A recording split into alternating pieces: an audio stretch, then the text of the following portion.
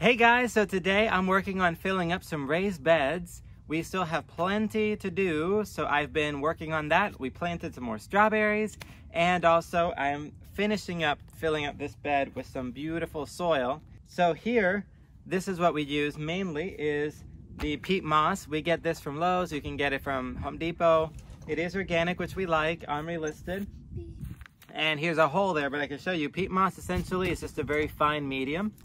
Very loose, very powdery. It really holds moisture. So our raised bed mix, you probably heard us talk about it in a lot of our videos, but sometimes it's just nice to have a visual.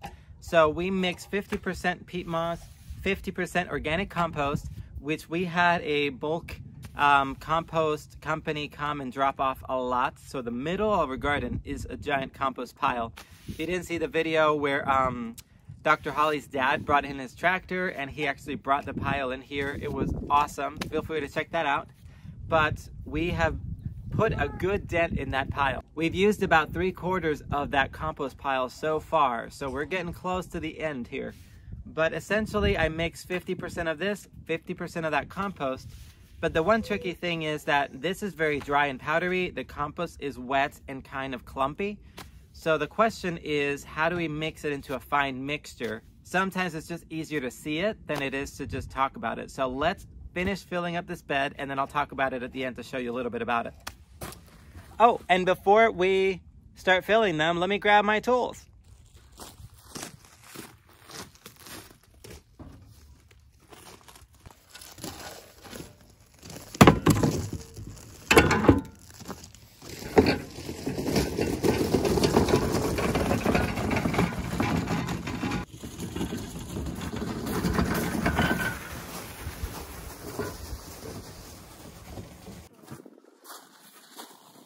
If you have a knife on you, this should be a lot easier to open this peat moss bag, but I don't, so I'm just going to use my garden fork.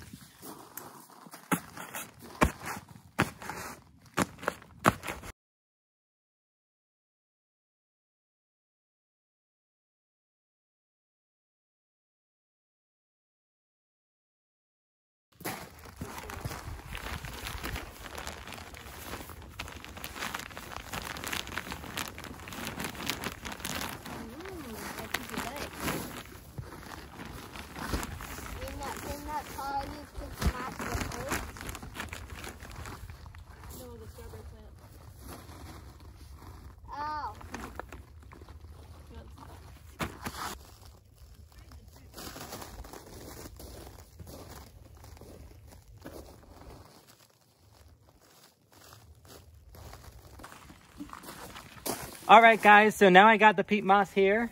I'm going to go ahead and water the peat moss since it's so dry, because I find that it mixes better when it's wet because it matches the texture of the compost. So I'm gonna go ahead and just lightly water this.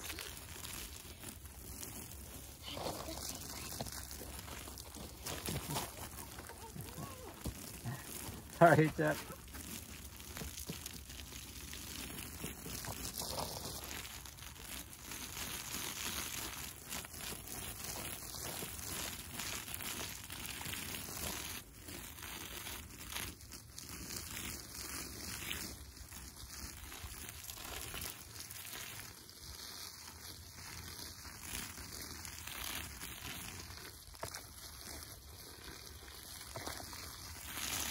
Okay, so I went ahead and wetted down this peat moss, and then I'm gonna get ready to add the compost to this.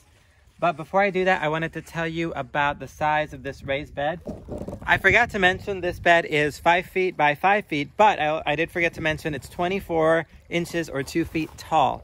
So it's essentially 2 beds that I made and I stacked them one on top of the other. And this bed is, I used 2 by 12 boards that were 8 foot long, and I just cut them. And this bed is 24 inches tall, and here it's actually 2 feet. You can see here it's 2 feet wide. So 2 feet, and then from here to here, this is 5 feet. From here to here, that's 5 feet. So it makes this L shape. And then this is a 2 by 12. It's just pine, untreated pine boards. I don't really recommend using treated wood in your raised beds because we just don't like the chemicals in our garden. So we just built literally 2 frames that are this shape, like that.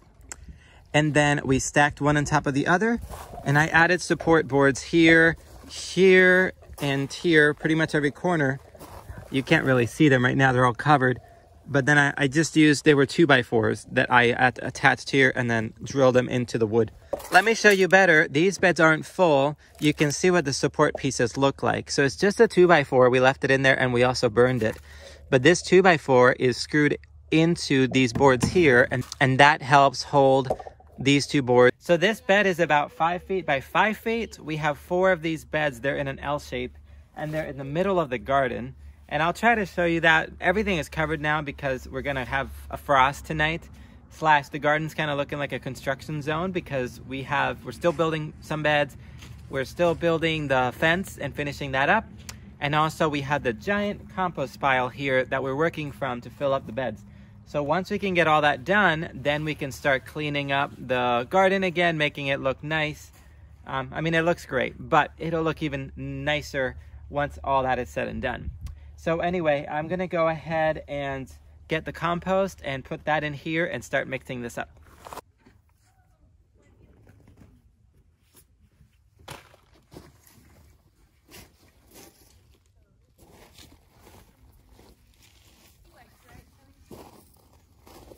Sugars? Okay guys, so I went ahead and shoveled some of that compost on top. The peat moss is wet and kind of dry at the same time. So now I like to take my gardening fork and I'm gonna go ahead and get this mixed. If I feel like it's not mixing very well, I'm gonna go ahead and keep watering that peat moss so that I can get a nice even mixture.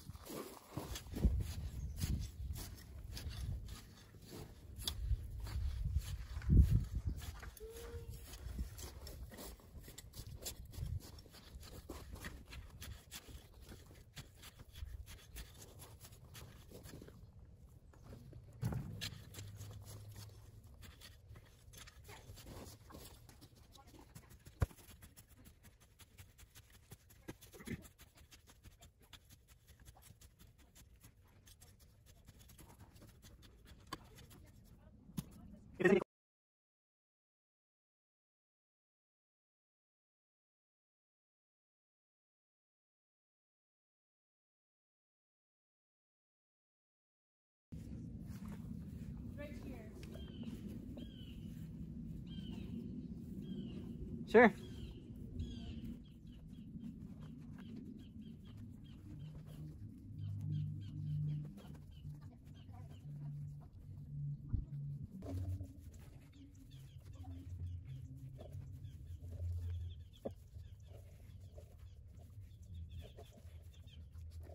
All right, guys, so you saw me here fill up the raised bed. Now to the almost top, I like to leave about an inch or two.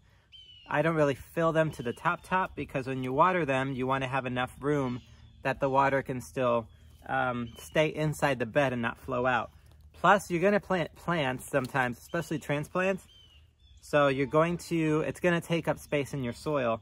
And as you do that, sometimes the level of your soil will creep up a lot. So we overfilled our strawberry beds with soil. So if you see those, they're pretty tall in soil. So anyway, I don't take too much time trying to remove these clumps here like that. This is still compost that didn't fully mix in. You can break it up with your hands and try to mix it in more and more. Over time, as this soil gets worked, and as I plant stuff, and as I water this soil, it dries, I water it again, those clumps on their own will start breaking down. I just want to make sure that this mixture is somewhat evenly distributed and that that peat moss is not dry and there's not any big pockets of the peat moss. But overall, for the most part, this is what the soil looks like, right? It's beautiful, a nice crumbly mixture. It does have some smaller, bigger clumps here of compost that you can spend all day long trying to break up and get this mixture perfect. I don't find it necessary. I feel like over time, in the spring season, those clumps will break up. The plants will break that up with the roots. And then as it rains or as you water this, it actually creates like a compost tea. right? Because you have clumps of compost. So it's a constant drip of nutrition to your plants. And then your plants will be fine because this is very easy to break through. So it's not going to be a big deal for the roots of the plants. Anyway, I could go on and on about that, but this is a perfect bed. It's ready to go. The last thing I'll do to this bed is I will go ahead and sprinkle some biotone fertilizer all over the top of the bed. And we do like to add a bag of land and sea compost on top. It's absolutely optional, but I feel like the crab meal and the lobster meal in the land and sea, as well as it almost has like wood chips in it. It's not wood chips, but it's like barky material. It creates like a nice mulch on top of the bed. So we actually, the garlic bed and all other beds actually have that on top. And I find that it really helps retain the moisture in our beds. So we like doing that because it feeds the soil and also it acts as a mulch for us, here in the South especially. But you don't have to do it. This mixture and then the fertilizer is what I would recommend for sure. And then plant your plants and you'll be good. So all of these beds on the perimeter here that you can see our strawberries here and our big mess, but don't mind our mess, it'll be cleaned up. So these are the same, these are double stacked. They are 2 feet wide right here. Excuse my dirty hand. They're 2 feet wide right here and they're double stacked. So they're 24 inches tall all around the perimeter. And then all of this will be fenced in. These beds that we have are single beds. This is a 16-foot long bed, and it is a 2x12 board that was 16 feet long, 2 of them. And then on the ends, these are actually 3 feet long. The more standard size bed that I would really recommend for you guys would be this size. We really feel like this is the perfect size raised bed for pretty much anyone. And the reason we recommend this size bed is just standard and pretty easy to reach. So this bed is 3 feet wide and it's 8 foot long. So these boards here that we bought, they're 2x12 by 8 foot boards. We did not need to cut those. We just left the length there.